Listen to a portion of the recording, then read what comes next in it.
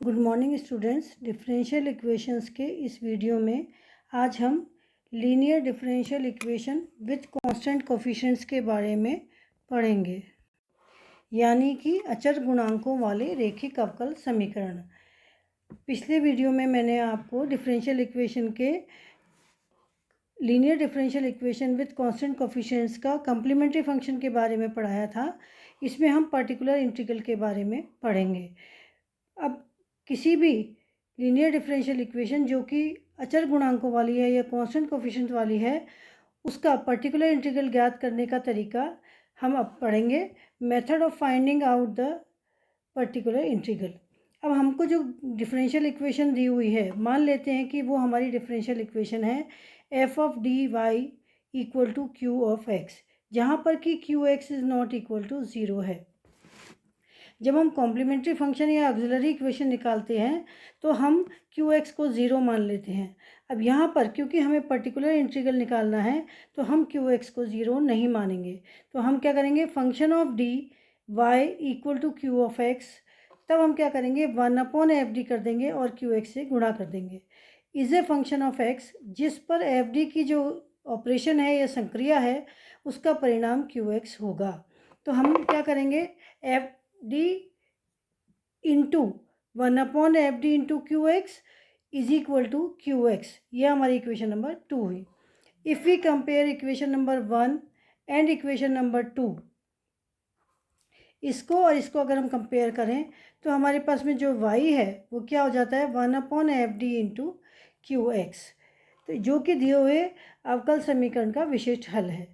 अब हम एक एक केस को डिस्कस करते हैं। यदि function of d equal to D है तो पर्टिकुलर इंटीग्रल क्या होगा, y equal to 1/d into Q X. और 1/d क्या होता है, इन्वर्स ऑफ डिफरेंशियल, और इन्वर्स ऑफ डिफरेंशियल क्या होता है, इंटीग्रल ऑफ फंक्शन। तो ये हमारे पास में हो गया integral of Q X D x. 1/d यानी जैसे कि मैंने बताया d इन्वर्स, यानी कि इन्वर्स ऑफ डिफरेंशियल यानी कि इंटीग्रल। केस सेकंड में क्या है, यदि function of d is equal to d minus alpha है तो हम क्या करेंगे, particular integral y equal to आ जाएगा 1/d minus alpha into Q X, और d माइनस एल्फा को हमने इधर क्रॉस मल्टीप्लाई कर दिया तो d minus alpha into Y equal to Q X. अब इसमें d को हमने y को हमने अंदर गुणा कर दिया, और d हमको आपको पता है, d मैंने हर बार बताती हूँ कि d इक्वल टू होता है डी डी ऑफ एक्स। तो यहाँ गुणा कर दिया, D Y upon D X minus alpha Y equal to Q X. ये हमारी फर्स्ट ऑर्डर लीनियर डिफरेंशियल हो गई, जो मैं आपको पिछले वीडियो में इसको सॉल्व करना बता चुकी हूँ। तो और इसका सॉल्यूशन दोबारा से देखिए क्या होगा, वाई ई की पावर माइनस एल्फा एक्स, ये जो एल्फा है ये ई की power minus alpha X equal to integration of E की power minus alpha X Q X D X. यहाँ हम कह सकते हैं वाई इक्वल टू ई की power alpha X Q X, और अंदर आएगा ई की power minus alpha X D X. इसका मतलब 1/d minus alpha into Q X equal to E की power alpha X integration of Q X E की power minus alpha X into D X. तो ये हमारे पास में सॉल्यूशन हो जाएगा y इक्वल टू दिस। इसी तरह से जब केस थर्ड हो, यदि हमारा जो फंक्शन ऑफ d है वो d minus alpha 1 d minus alpha 2 up to d minus alpha n हो, यानी कि n डिग्री का हो, तो हम क्या करेंगे, पर्टिकुलर इंटीग्रल हमारे पास में क्या आ जाएगा, y इक्वल टू सेम वही 1/fd रखते हैं हम, तो 1 यहाँ पर d minus 1 d minus alpha 1 d minus alpha 2 into d up to d minus alpha n into Q X. अब हम इस d minus alpha 1 into D minus alpha 2 सारे को क्रॉस मल्टीप्लाई कर देंगे, तो d minus alpha 1 d minus alpha 2 into D minus alpha n equal to Q of X. अब हम इसको d माइनस एल्फ़ा, पहले हम इस d माइनस एल्फ़ा 1 को इधर ले जाएंगे और इसको इंटीग्रेट कर देंगे और ये सारे इसके बराबर हो जाएगा। फिर हम d माइनस एल्फ़ा 2 को ले जाएंगे, फिर हम d माइनस एल्फ़ा 3 को ले जाएंगे।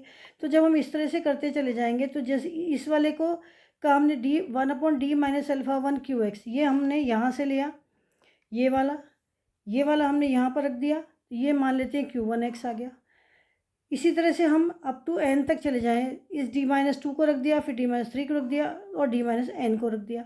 तो हमारे पास में जब फर्स्ट रखते हैं तो q1x आता है, तो हम यहाँ पर लास्ट वाला रखेंगे तो ये आएगा Q N minus one into X E की power alpha N X integration of Q N minus one X E की power minus alpha N X which is equal to Q N X. तो particular integral हमारे पास में क्या हो गया, is equal to 1 D minus alpha into D minus alpha two into D minus alpha N Q of X which is equal to Q N X. और Q N X यहाँ पर इसके बराबर है जो मैं आपको पहले लिख चुकी हूँ। And Q zero X equal to है क्यू ऑफ एक्स। या इसे हम दूसरी तरह से भी कर सकते हैं। सेकंड केस इसका है particular integral is equal to 1 D minus alpha into D minus alpha two up to D minus alpha N Q of X is equal to, इसको हम जैसे कि हम अलग अलग कर लेते हैं, इनको बाइफाकेट कर लेते हैं, वैसे कर लेते हैं constant upon D minus alpha one plus constant upon D minus alpha two plus N plus so on constant A N upon D minus alpha N into Q X. अब इस पहले इसका निकाल लेंगे जो कि ये आएगा, फिर इसका निकालेंगे जो कि ये आएगा सेकंड वाला, इसी तरह से हम एन का निकालेंगे जो कि ये आएगा। तो इस तरह से हम इन पर्टिकुलर इंटीग्रल्स को रख करके हल कर लेते हैं। अब हम क्वेश्चन सॉल्व करते हैं, उसमें आपको अच्छे से समझ में आ जाएगा। क्वेश्चन नंबर 1 है solve this differential equation D two Y upon D X square plus 9y equal to sec of 3x। तो ये जो डिफरेंशियल इक्वेशन है ये हम इसको डी अपॉन डी एक्स को डी के रूप में लिखें तो ये हो जाएगी D square plus 9 into Y बाहर निकाल दिया हमने which is equal to sec of 3x। ये जो दी हुई ऑक्सिलरी इक्वेशन सहायक समीकरण के रूप में किस रूप में होगी, इस डी की जगह हम m लिख देंगे तो m square plus 9 equal to 0 that is implies m equal to plus minus iota 3। ये हम अभी क्या निकाल रहे हैं, कॉम्प्लीमेंट्री फंक्शन निकाल रहे हैं। जब हम कॉम्प्लीमेंट्री फंक्शन निकालते हैं तो हम q of x equal to 0 रख देते हैं, जो हमने यहाँ पर रख दिया। m square plus n equal to 0 रख दिया हमने यहाँ पर। तो कॉम्प्लीमेंट्री फंक्शन हमारा हो गया c1, क्योंकि ये यहाँ पर प्लस माइनस आइटा 3 मतलब कॉम्प्लेक्स है, अधिकल्पित है इसका मान, तो ये हम c1 cos 3x plus c2 sin 3x इसको लिख देंगे। ये मैं आपको पिछली वीडियो में पढ़ा चुकी हूँ, इसका लिंक मैं आपको डिस्क्रिप्शन में दे दूँगी। और particular integral equal to 1 upon D square plus 9 into sine of 3x। हम क्या लिखते हैं, पर्टिकुलर इंटीग्रल अभी मैंने आपको पढ़ाया था 1 upon D of this function of D into Q x. तो फंक्शन ऑफ डी हमारे पास में क्या है, डी स्क्वायर प्लस 9, ये हमने यहाँ रख दिया। इसके हमने फैक्टर कर दिए D plus 3 iota D minus 3 iota into sec of 3x, और इसको हमने अलग अलग डिवाइड कर दिया। तो 1 upon 6 iota into 1 upon D minus 3 iota minus 1 upon D plus 3 iota into sec of 3x। अब इनको हमने अलग अलग इंटू कर दिया, सेक 3x को अंदर ले लिया। 1 upon 6 iota 1 upon D minus 3 iota into sec 3x minus 1 upon D plus 3 iota into sec 3s। और इसका इंटीग्रल पर्टिकुलर इंटीग्रल अभी मैंने आपको पहले पढ़ाया था, ये जो यहाँ पर 3 आयोटा है इसको ई के ऊपर रख देंगे तो ये m हो जाता है यहाँ पर। तो 1 अपॉन 6 आयोटा ई की पावर 3 आयोटा x, इंटीग्रल अंदर माइनस में हो जाएगा, ई की power minus 3 iota x sec of 3x। इसी तरह से इस वाले में प्लस 3x की जगह बाहर तो माइनस 3x आ जाएगा और अंदर प्लस 3x आ जाएगा, और ये हमने लिख दिया। इसको हम और सिंप्लीफाई कर दें, यहाँ से ई की पावर 3 आयोटा x, इस सेक 3x को हम ई की पावर माइनस आयोटा 3x को हम लिखेंगे cos 3x minus iota sine 3x, और सेक 3x ऐसे कैसे लिख दिया। इसी तरह से इसमें ई की पावर आयोटा 3x को हम लिखेंगे cos 3x plus iota sine 3x और सेक 3x लिख दिया। अब इनको हमने जो कॉमन आएगा उसको बाहर ले लिया और जो कॉमन नहीं आएगा उसको हमने अंदर ले लिया और सिंप्लीफाई करा। तो जब हम सिंप्लीफाई करते हैं तो ई की पावर 3 आयोटा x, अब ये 1 अपॉन cos 3x हो जाएगा। तो cos 3x से cos 3x को डिवाइड किया तो 1 आ गया, और sign 3x upon cos 3x ये आ गया। इसी तरह से इसमें भी कर लेंगे हम, ये हमने सिंप्लीफाई किया। इसके बाद में इनमें से ये वाली टर्म 1 वाली टर्म है दोनों, इनको हमने ऐसे लिख दिया यहाँ पर इंटू इंटीग्रेशन ऑफ क्या बचा dx माइनस ये sine 3x upon cos 3x के साथ है, ये हमने यहाँ लिख दिया। आयटा से यहाँ पर आयटा कैंसिल हो गया, तो यहाँ पर क्या आया 1 अपॉन 3x साइन 3, इस dx का इंटीग्रल होता है x, और ये e की पावर x माइनस e की पावर माइनस x बाई 2, ये हमारा साइन 3x होता है आयोटा के साथ, प्लस 1/9 कॉस 3x, ये हमारा कॉस 3x होता है, is equal to log of 3x। तो जनरल सॉल्यूशन हमारा क्या होता है, y इक्वल टू होता है complementary function plus particular integral. तो कॉम्प्लीमेंट्री फंक्शन मैंने पहले आपको बताया था c1 cos 3x plus c2 sin 3x, and particular integral ये वाले लिख देते हैं 1/3x sin 3x plus 1/9 cos 3x into log cos 3x, ये हमारा आंसर हो जाता है।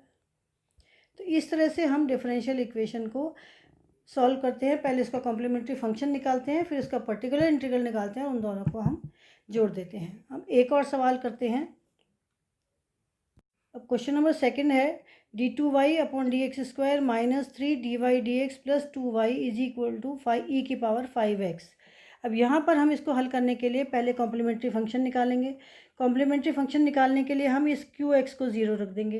तो जो given equation of the given solution is, इसका जो सॉल्यूशन हम निकालेंगे उसके लिए गिवन इक्वेशन इज दिस। तो ये हमको इक्वेशन दी हुई है, given equation is d2 minus 3d plus 2 into Y equal to e⁵x। तो ddx ऑफ d है, यहाँ ऑक्सिलरी इक्वेशन में हम यहाँ पर q of x equal to 0 ले लेंगे। तो ये हो गया m² minus 3m plus 2 equal to 0। तो जब हम इनके फैक्टर करेंगे तो हमारे पास में आएगा m minus 2 into m minus 1 equal to 0। That implies m equal to 1 and 2।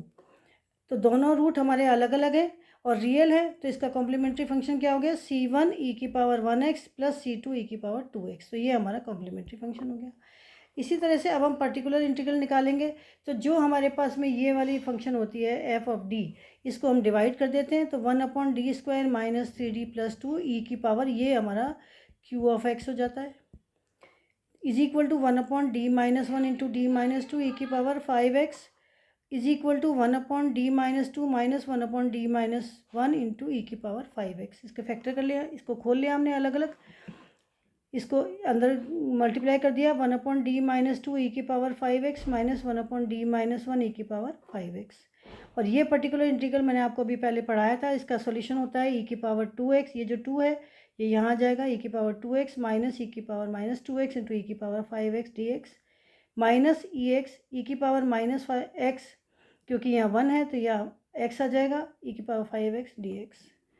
अब इन दोनों को हम जोड़ देंगे तो e⁵3x आ जाएगा, इसको जोड़ देंगे तो e⁵4x आ जाएगा। इंटीग्रल कर लेंगे e⁵3x/3 एंड e⁵4x/4, इन दोनों को जोड़ देंगे तो ये e⁵5x/3 और e⁵4x/3, e⁵5x/3 माइनस e⁵5x/4, ये बाहर निकाल दिया हमने। तो 1/3 minus 1/4 which is equal to 1/12 e⁵5x, ये हमारे पास में आंसर आया। तो जब भी आप किसी differential equation with constant coefficients को सॉल्व करेंगे तो सबसे पहले उसका कॉम्प्लीमेंट्री फंक्शन निकालेंगे, फिर उसका पर्टिकुलर इंटीग्रल निकालेंगे और उन दोनों को जोड़ देंगे तो हमारा आंसर आ जाएगा। Thank you.